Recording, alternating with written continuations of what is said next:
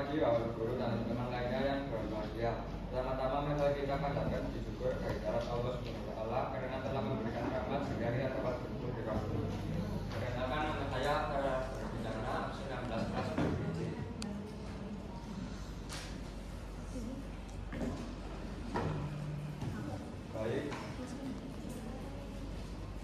Baik teman-teman dan Bapak Guru yang saya hormat, langsung saja kita mulai dari kepada kelompok 8. Assalamualaikum warahmatullahi wabarakatuh. Saat ini kita akan mempresentasikan tentang hasil proyek PJPL kita pada semester 2 ini.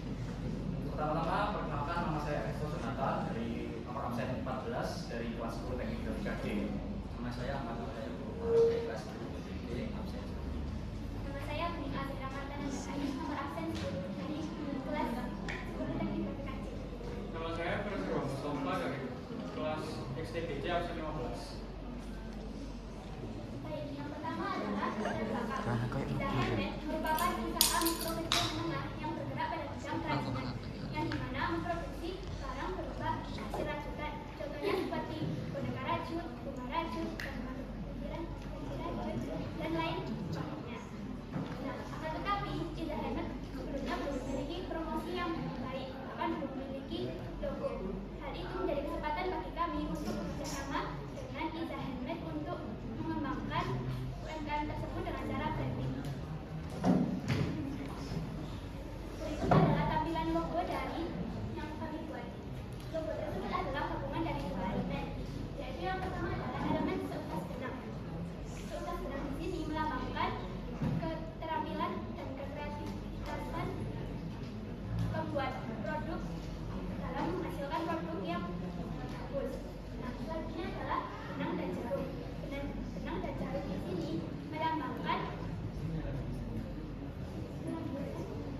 kreativitasan dan keterampilan pembuat produk dalam membuat produk.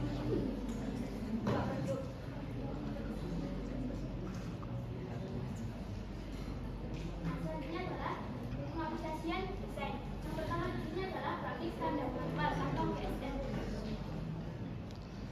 Berikut adalah tampilannya. Pada proses pengerjaan, yang pertama adalah menentukan ukuran desain.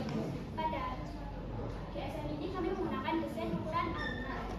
Kemudian kami menggunakan yang selanjutnya adalah membuat desain GSM. Untuk desain GSM ini kami menggunakan desain yang sangat minimalis dan juga menggunakan warna hijau sampai warna halamannya. Nah, selanjutnya adalah proses layout untuk mengatur halamannya agar sesuai. Nah, selanjutnya adalah profil image atau cetak coba. Cetak coba bertujuan untuk melihat apakah teks sudah terbaca dan juga warna sudah sesuai. Nah, selanjutnya adalah proses cetak. Kami mencetak GSM dengan kertas A4 ukuran A5 yang dimana ketebalan cover 310 GSM dan juga untuk isi 260 GSM. Nah, untuk finishing kami menggunakan jenis spiral dan juga pada cover dilaminasi dengan laminasi gloss.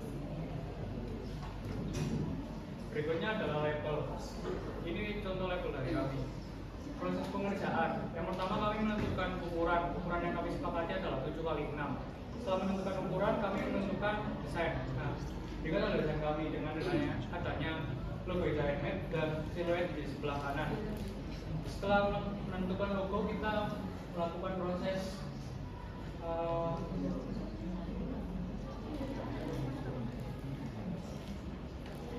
sebelum kita setelah selesai membuat logo desain, kita lakukan proofing, yaitu untuk mengetahui apakah desain kita kalau dicetak ada kesalahan atau tidak. Setelah melakukan proofing, kita melakukan cetak.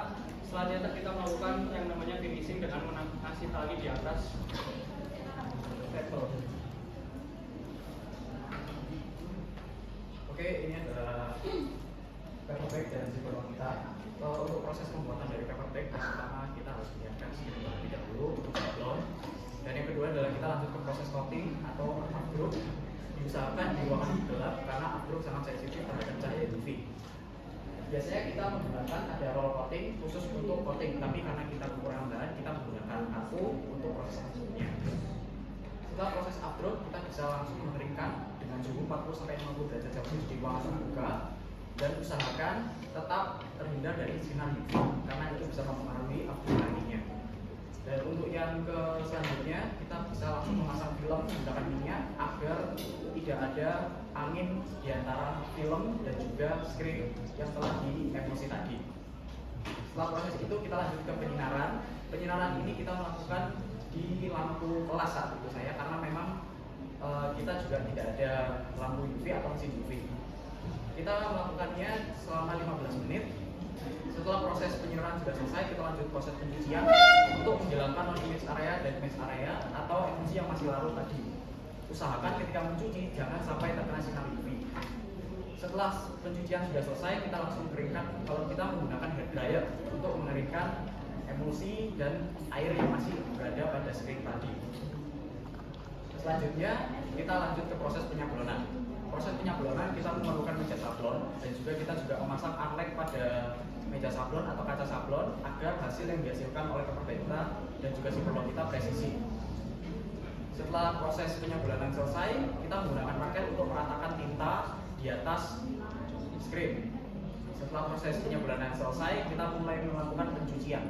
Untuk pencucian pada screen, untuk tinta yang masih tersisa kita menggunakan M3 dan juga untuk updraft yang masih tersisa kita menggunakan seri strip untuk mencucinya. Selanjutnya adalah media promosi digital. Di sini kami membuat situs Instagram.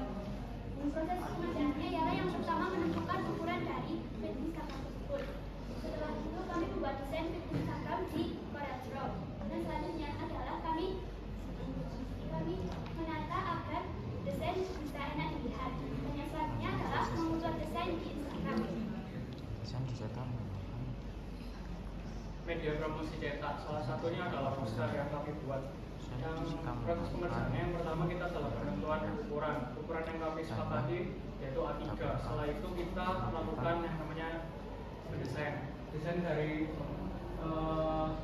poster kami, yaitu dengan adanya boneka yang sangat ikonik dari produk UMKM, yaitu dengan boneka Rajut di sebelah kiri serta ada tulisan di Demit serta ada barcode. Lalu setelah mendesain selesai, kita melakukan namanya proofing supaya seperti tadi yang ada di label untuk mengetahui apakah desain kita ada yang tidak terlihat apabila dicetak. Setelah itu kita melakukan finishing. Untuk kita bagi menjadi dua bagian. Pertama adalah proses produksi dan yang kedua adalah finishing. Untuk proses produksi yang pertama yaitu penyiapan plat, yang kedua mulai cetak produksi offset, dan yang ketiga adalah cetak cover. Untuk finishing yang pertama yaitu pemotongan, yang kedua outprint, dan yang ketiga adalah spiral.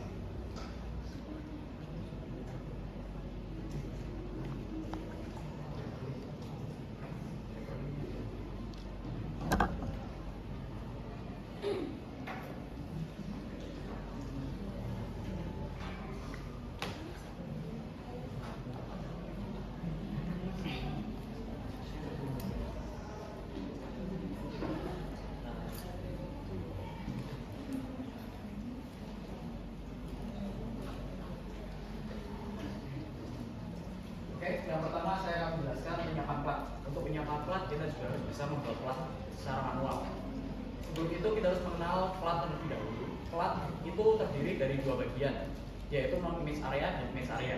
Pada non-image area dia lebih menarik air, tetapi pada image area yang terkena emulsi dia akan menarik tinta.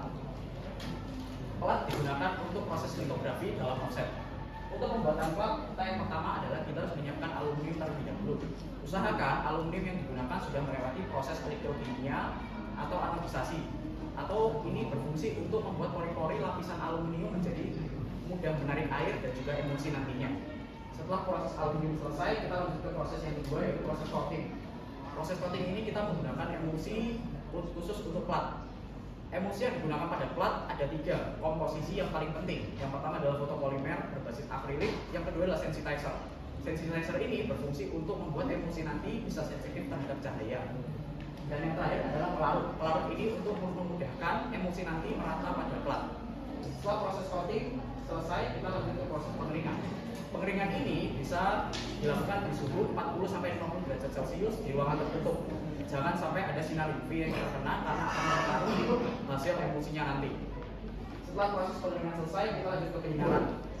Kita menggunakan mesin penyinaran yang ada di cetak offset tinggi. Mesin penyinaran itu kita pakai sekitar 2 menit paling lama. Setelah proses penyinaran selesai, kita lanjut ke pengembangan atau developing. Developing ini paling penting karena developing membuat atau melarutkan emulsi bagi non-image area dan juga image area. Jadi developer ini dia mengandung alkali lemak.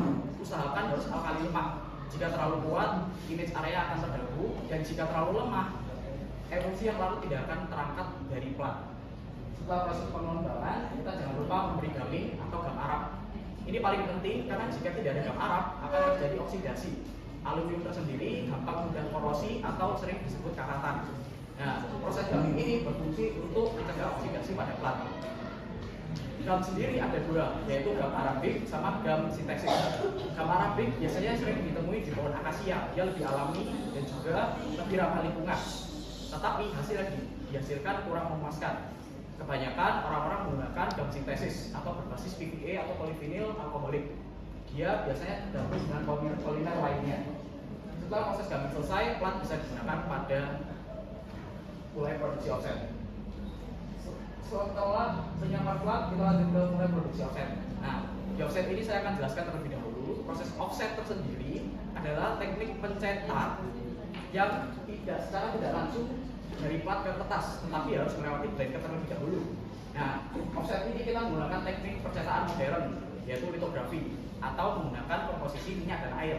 Kita semua tahu kalau minyak dan air itu nggak bisa bersatu kan? Makanya di konsep litografi ini dia menggunakan prinsip minyak dan air.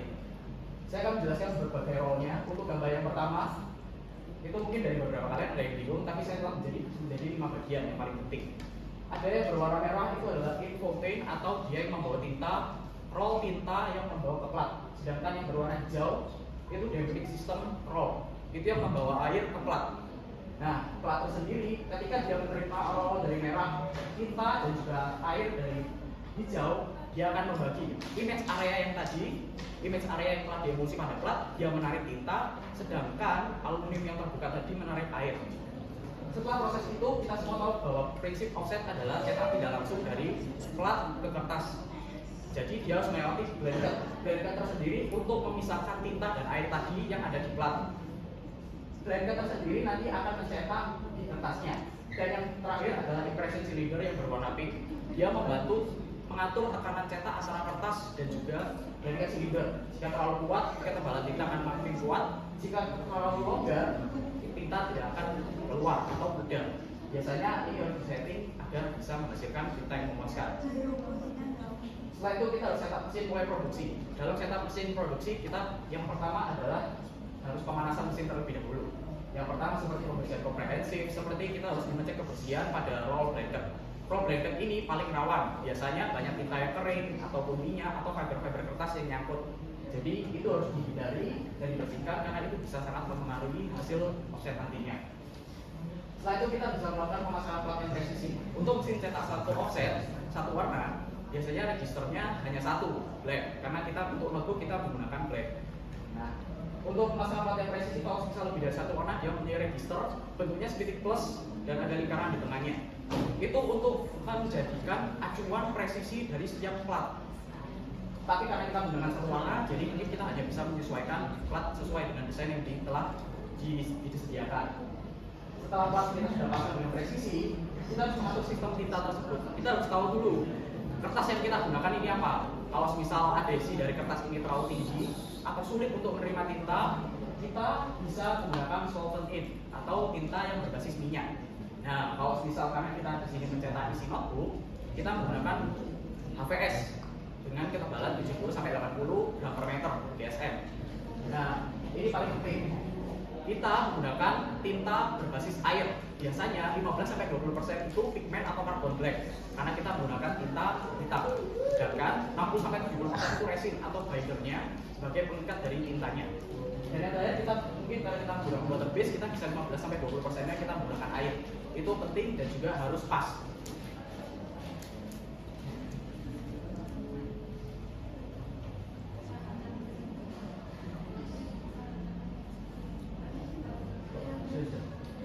Setelah itu kita pengaturan sistem dampening. Dampening ini biasanya 82-88% itu air atau dia masih pH basah atau current of hydrogennya dia itu basah. Ingat ya, harus basah. Setelah itu ada campuran beberapa seperti IPA atau isopropyl alkoholik juga itu penting karena dia membuat air lebih mudah menyerap di kelat nantinya. Dan juga seperti antiseptik atau anti jamur supaya nanti kelat bisa lebih antiseptik jamur agar tidak jamuran. Setelah itu kita lanjut ke proses yang ketiga dari mulai produksi offset yaitu proses cetak. Ini yang paling penting, kita harus make ready dulu seperti kita harus mencoba cetak uji coba 50-100 lembar. Itu paling penting agar mencetak hasil image dengan akurat. Nah, itu yang perlu diperhatikan itu ada apa aja. Kalau karena kita mesin offset 1, kita menggunakan solid. Jadi kita hanya memperhatikan ketebalan atau viscosity dari tinta atau kekentalannya. Biasanya sekitar viscosity-nya 50-80 points. Taknya sekitar 12-16 karena kita menggunakan UVS. Setelah itu kita testing kalau testing proses dan juga yang keempat adalah quality control selama produksi. Selama proses produksi kita memerlukan quality control. Itu pekerjaan dari operator. Operator selalu mengecek quality control dari density dan juga test print-nya. Setelah itu kita lanjut ke proses yang terakhir adalah finishing. Finishing harus digunakan pengeringan dan juga usahakan ruangan tidak terkena debu ataupun lainnya.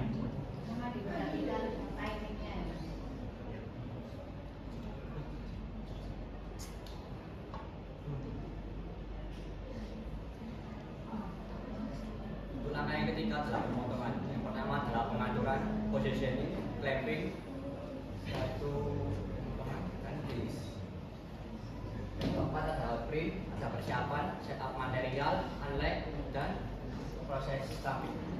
Yang kelima dan terakhir adalah spiral. Pertama adalah pengaturan mesin, proses pancing, persiapan spiral wear, proses binding dan penutupan spiral.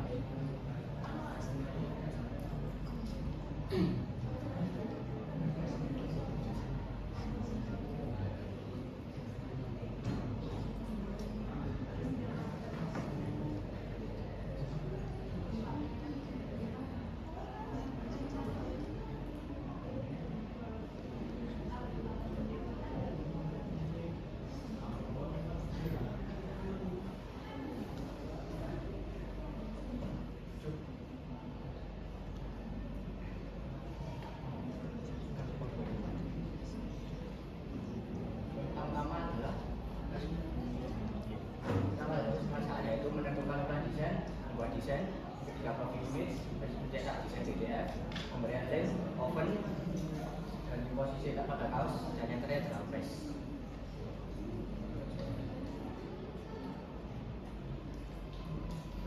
Ini dokumentasi dari kelompok kita.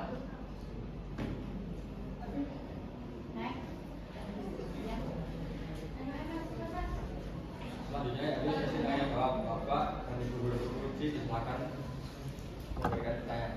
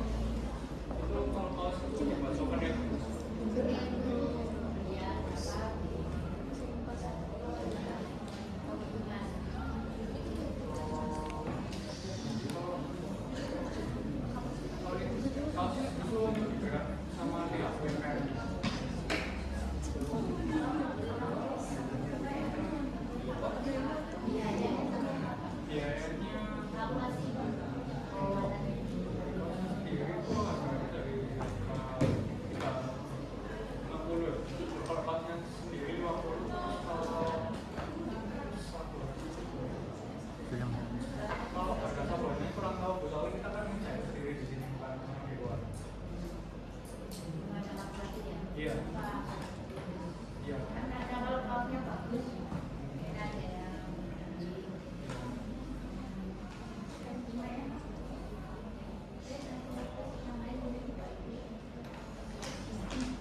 Terus sebentar ya. Iya.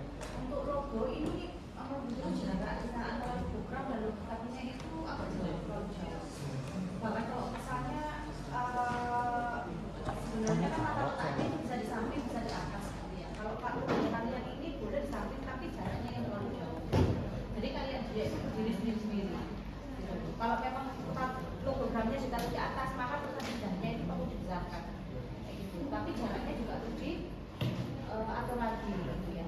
Itu sama apa namanya untuk media promosinya memang di sini memang ada sebenarnya follow up tapi karena ini dicetak ya sekalian informasi yang lainnya tuh harusnya kalian tunjukkan saja nggak apa-apa. Follow up-nya ini apa? IG nggak? IG atau apa? Instagram doang. Perlu dimasukkan kontak offline-nya itu juga bagus karena ini kan unik ya. Maksudnya ini tuh UMKM-nya apa? Produknya boneka itu apa? Maksudnya boneka lagi gitu. Iya. Kayak gitu. Jadi barangkali ada orang yang berkeinginan untuk membeli kan juga. Jadi jawab ya. Itu kalau produknya sendiri kalau mau beli itu harus apa? Pre-order dulu. Jadi orang ini tidak buka offline store-nya. Oh, Kan gitu. Memang nggak ada offline Iya, store-nya. soalnya ini kan orangnya kerja sampingan beliau adalah guru. Ya udah Pak, oke. Sudah kalau dari saya Pak.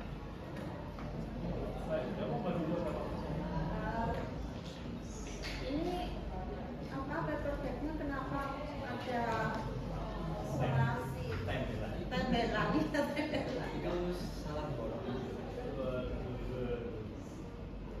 salah tadi. Dan itu mepet. Iya, terlalu mepet ke atas tadi. Ya. Terus ini kenapa melipatnya ini samping ini yang depan kan jadi nggak tahu yang mana. Kenapa ini kok dilipatnya ke arah kiri sama kanan? Alasannya apa? Itu mungkin karena kita pas ngukurnya itu salah. Jadi harusnya dia cuma satu arah, tapi kita gara-gara satu arah, tapi pas kita mau masukin ke apa ke kreseknya, kita malah ke salah satu. Makanya ada salah satu yang namanya kayak kelompok. Kamu melipatnya ini apa? Melipat ini untuk apa? Melipat ini untuk apa? Ya, melipat yang bagian bawah ini loh untuk proses ngapain? Oh, itu untuk jadi kalau paper bag itu mungkin kalau misal dalam jumlah besar itu supaya lebih packingnya lebih gampang. Jadi misalkan dia tertutup. Kalau misal dia terbuka nggak ada lipatannya itu bakal lebih susah untuk di packing. Iya, itu kalau misalnya bikin paper bag dalam jumlah besar. Nah, enggak ketika kalian melipat ini itu dalam proses apa? Melipat ini ke arah samping ini dalam proses apa? Oh, dalam proses pemotongan tadi kan kita juga memberi lipatan-lipatannya juga kita kasih. Potong terus diapain? Diberi lipatan-lipatan. Enggak, supaya mudah apa? Dalam proses pengeleman. Ya, pengeleman bagian dasar. Dilipat dulu, baru setelah itu dilem di bagian dasarnya atau bagaimana? Kalau kita sendiri kita biasanya pakai cetakan. Jadi ada kayak kita punya cetakan kayak kotak itu. Nanti paper bag-nya kan masih dalam bentuk lebih lipat ya. Jadi kita taruh di sini, kita lipat sesuai dengan cetakan kotak tadi yang telah kita sediakan. Kalau sesuai cetakan, kenapa ini kayak begini? Apa? Itu lipatan. Bukan Ya iya, lipatnya enggak rapi sama sekali loh. Iya. Enggak rapi sama sekali. Kamu jago di teori loh, prakteknya loh, hasilnya seperti ini. Kan kita lihatnya juga hasilnya. Sekali lagi mohon maaf ya Bu atas hasil yang telah kita hasilkan dulu. Saya juga merasa kurang dalam membagi prioritas karena dalam semester 2 ini saya dan juga Ariel, tentunya Ariel juga paling banyak membantu dari tim saya. Dia juga yang membantu dalam proses penyempurnan sama paper bag. Jadi Untuk paperback, mohon maaf karena hasil yang kita hasilkan tidak memuaskan karena kita terlalu memprioritaskan pada DTF dan juga print. Mohon maaf sebesar-besarnya karena hasil dari sampel paperback kita kurang memuaskan. Yang tadi apa? Pakai mesin offset ya, kalau nggak salah itu kamu menerangkan di ini. Ya, ini tintanya berbasis air. Untuk isinya. Kalau misal untuk Untuk isinya, yang ini berbasis air. Terus yang kalau untuk covernya kita menggunakan dicetak oleh tim desain juga ya. menggunakan printer laser. Jadi menggunakan tinta buku karena memang Tinta buku. art paper kan memang dia bersih. Jadi untuk menyerap tinta kurang. Terima kasih.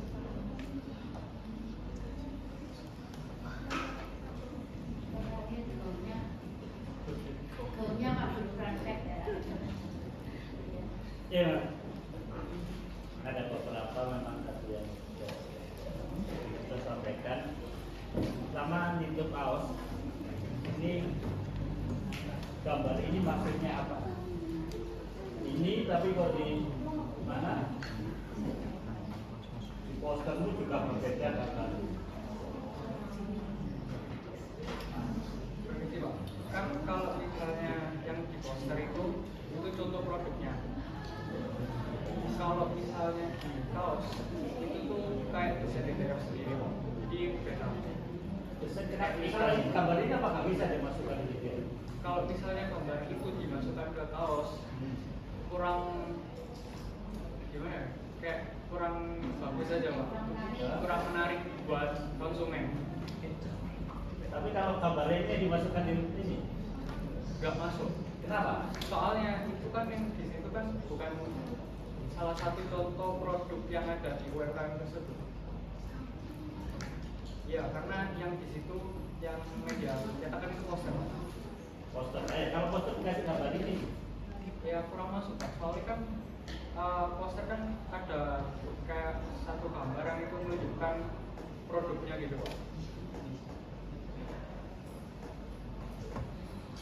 terus di sini di bajunya juga tidak ada logonya untuk ini ya. Iya, Nggak ada logo ya. iya Pak. Kalau ini logonya tadi memang sudah betul sudah saya sampaikan tadi itu kurang tepat tadi. Nah, sekarang yang itu tadi. Kamu tadi mengatakan dengan cetak offset. Oke. Mesinnya yang dipakai mesin apa? Mesin cetak uang. Iya, mesinnya namanya apa? Offset litografi yang ada di cetak. Nah itu mesinnya namanya apa? Mesinnya namanya? Heidelberg. Hah? Heidelberg. Heidelberg? Heidelberg apa? Kalau saya untuk mempelajari Heidelberg mesin cetak satu warna saya kurang paham. Tapi yang kamu pakai itu loh, kamu mau mempelajari yang kamu pakai itu mesinnya mereknya apa? Heidelberg Pak yang saya tahu untuk tipenya saya kurang paham. Heidelberg itu banyak, di TJK itu ada namanya mesinnya Heidelberg juga. Loh ya, cetak tinggi dulu juga ada namanya mesinnya Heidelberg. Kamu nggak tahu, kamu kan bisa nyetak, nggak tahu. Kamu nyetak sendiri apa enggak? Saya dicetakin Pak. Eh? Sama Pak. Dicetakin. Kamu kan jalan nonton, Iya Pak. tinggal jalankan toh. Iya Pak. Tinggal menjalani saja. Tapi kayak kok bisa kan sampai kayak seperti itu? Yang lain tidak ada, karena itu semua nggak ada yang menyinggung masalah offset. Karena saya tertarik aja Pak. Berarti yang isinya semuanya nyetak kamu itu bro. Tidak. Nah, tapi kalau yang lain nggak ada yang nyinggung offset.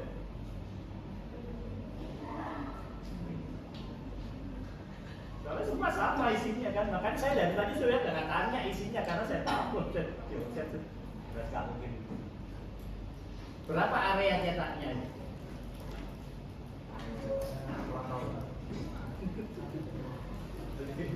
Situ bisa jelaskan tapi dirinya juga nggak tahu. Kamu dasarnya harus tahu. Ada berapa bagian di mesin offset itu?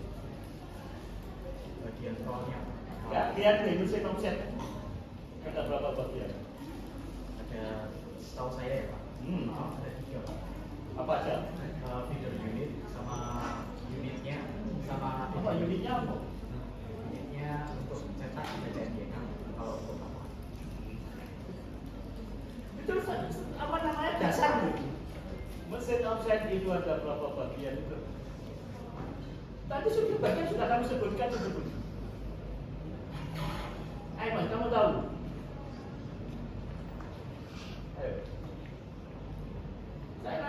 Saya buka jawabanmu ada di situ. Kamu tadi itu menjelaskan nyambung Mas. Maaf ya Pak. Dan jawabannya dari jawab, dari penjelasanmu soalnya. Loh deh, baliknya nanggung gambar sih ada rollnya. Yang elektronik.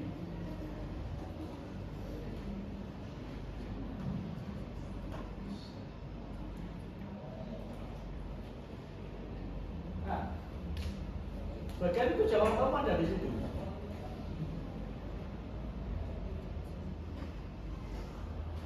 Yang atas merah itu apa?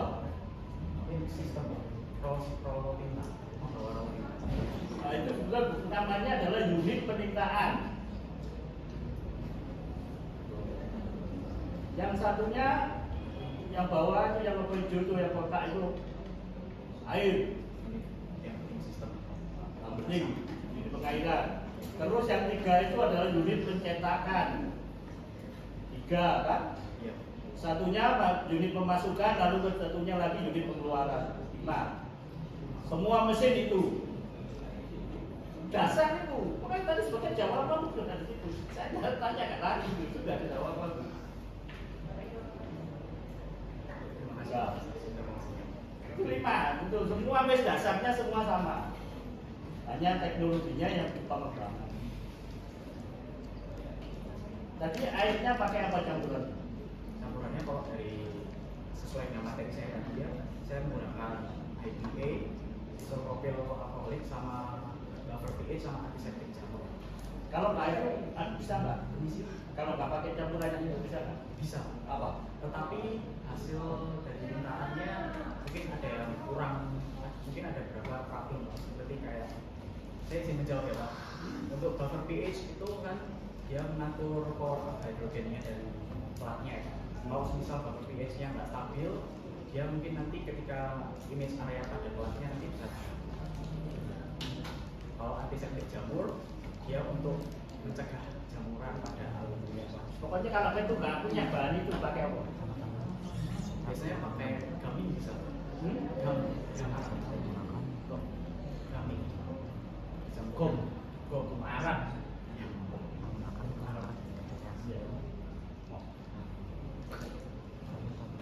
Gom arang. Terus selain itu Setahu pengetahuan saya hanya itu. berarti kurang. Pengetahuannya kurang. Bukan salah, tapi kurang.